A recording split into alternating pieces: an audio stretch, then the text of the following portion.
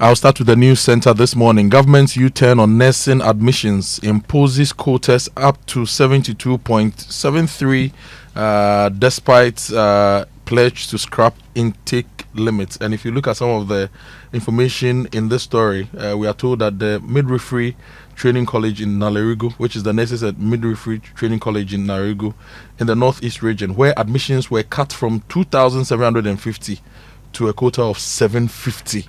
And the news center does the analysis of the intake and the quotas and the problems it's creating for students who want to go to school. Place Ghana above personal interest. This is President John Dramani Mahama. He was speaking at the Independence Day parade on Friday. And MTN Ghana Foundation hands over 15 million Ghana cedi accident and emergency block to the whole teaching hospital.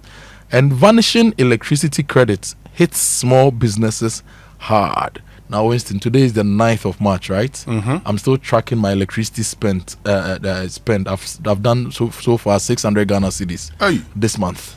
Okay, today is the 9th of March. The first one I bought on 2nd March. Then I bought on the 6th of March. And this morning, I bought another one. So, ECG. What is really happening? Don't let politics break lifelong relationships. This is Julius Debra, the Chief of Staff. The Guardian Times for this morning: Ghana demands probe into Lebanon attack as 4 peacekeepers injured in missile strike. So that's what happened over the weekend. Ghana's progress depends on all of us. Ghana's progress depends on all of us. That's according to President John Dramani Mahama. And investing in women key to national progress, First Lady. And Ghana's tax system from a gender lens, also on the front page. The story about government halting foreign travels for SOE boards is also here. Now, the back page says Bidiema Gold Stars stumble as Hearts draw and Kotoko lose. Vision FC stretch unbeaten run with win over Brecum Chelsea. So Kotoko lost? Yeah. So where are you on the table? I can't see the table here. Check whether you can see the table. I just wanted you to be sure that you cannot see the table. Now, if you go to the new publisher, Speaker, MPs reject riding bicycles to Parliament, confess how they weep in silence over no cash. Let's listen to the discussion on this on Newsfile over the weekend. There are instances where former MPs come to Parliament and they cannot even afford to buy medicines because everything they have, they spend on their constituency. Look, I was in the constituency one day. Everything I had was taken away from me. I had to call my wife to send me 500 cedis to buy food to come to Accra because I had been shaken dry, stripped of everything that I have. But you see, maybe MPs we've not helped ourselves because of the opacity behind which we have operated. We have not opened up enough. People are even afraid to discuss what they earn for fear of public backlash. I can tell you for free, it is equivalent to what ministers earn. And that's it. Unlike ministers who have a duty post vehicle, who get all the accessories that I spoke to you about in the earlier segment, who have some allowance here or some allowance there due to travels or anything. The MP gets nothing. There are over 500 CEOs and MDs in the country. MPs are only 276. These CEOs have salary, sometimes even more than members of parliament. Even more than the president. They have cars paid by the state and fueled by the state. They have gardeners, they have security. MP buys your car. They have entertainment allowance. You buy your car. You pay your driver. State doesn't give you driver. You have to find a way of paying your driver. The state can only give you security by deploying someone from the Ghana Police Service to assist you. Any other thing, you have to do it by yourself. The truth is that this is an attempt to have a conversation around public expenditure and the trappings of power and the way in which our leaders and parliamentarians self-present more generally. So I don't want to debase the conversation into example given that takes us away from the meat of the conversation and what the issue is. It's a genuine attempt to be able to have a conversation that has been cyclical, that keeps coming back around this loans issues and things like that. There we go again. This matter. Look, like I said last week,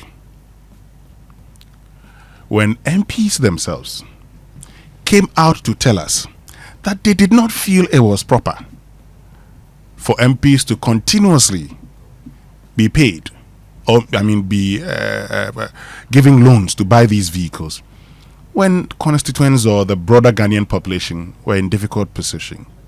What has changed?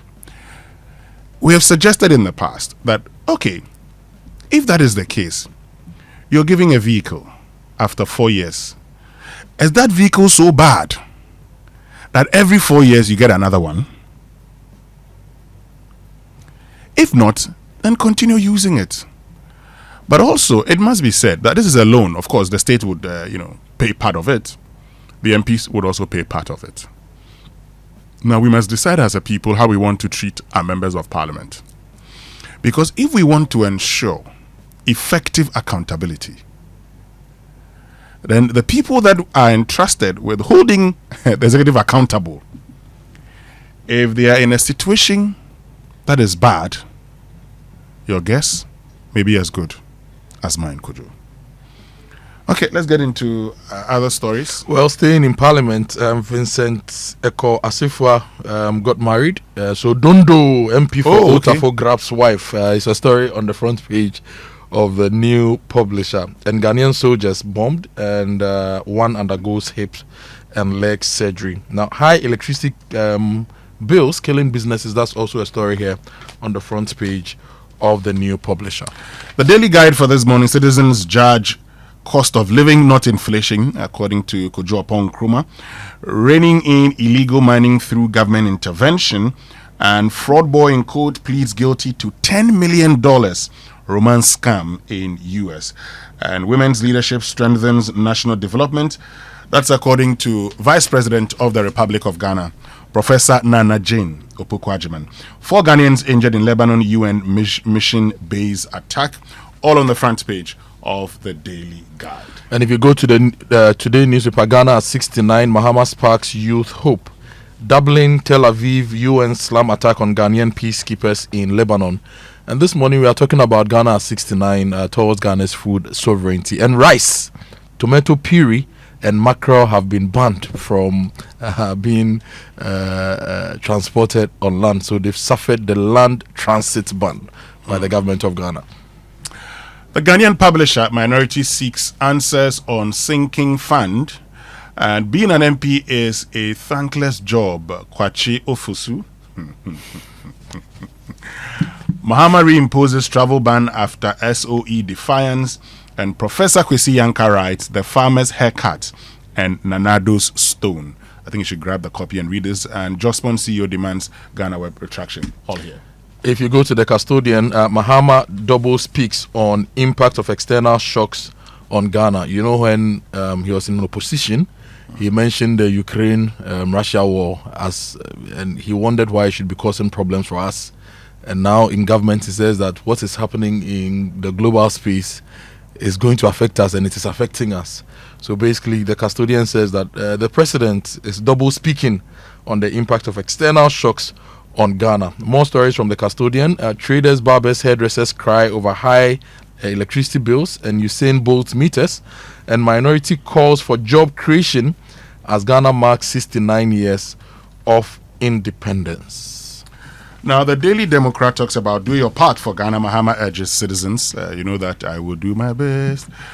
You will do it for a beautiful Ghana. Work and happiness. I will do my best.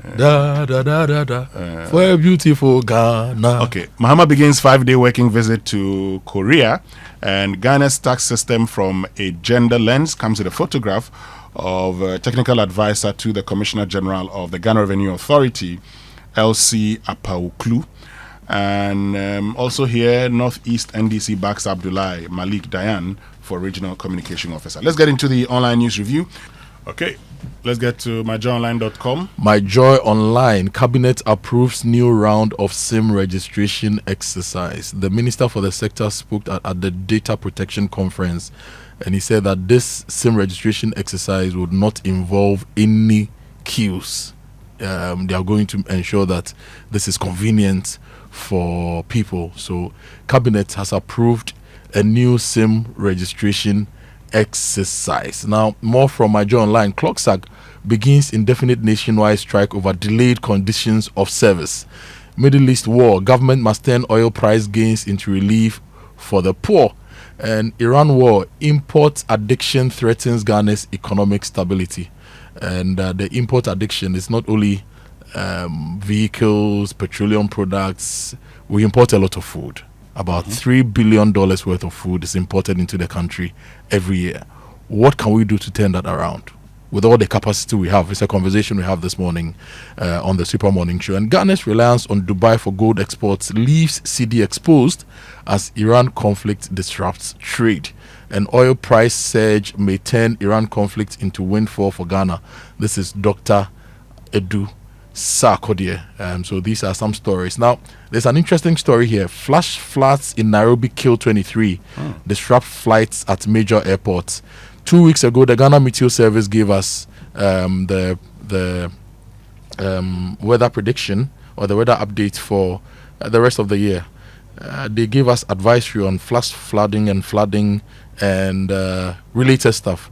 I hope the various metropolitan assemblies and the various institutions, NADMO, listened and have read this, and they are modeling ways to mitigate any impact of flooding as the rainy season comes up this year. You know, I like how you put it, but it would also be important for us to find out, while we urge the MMDAs to do this, would also find out what funds have been released to them.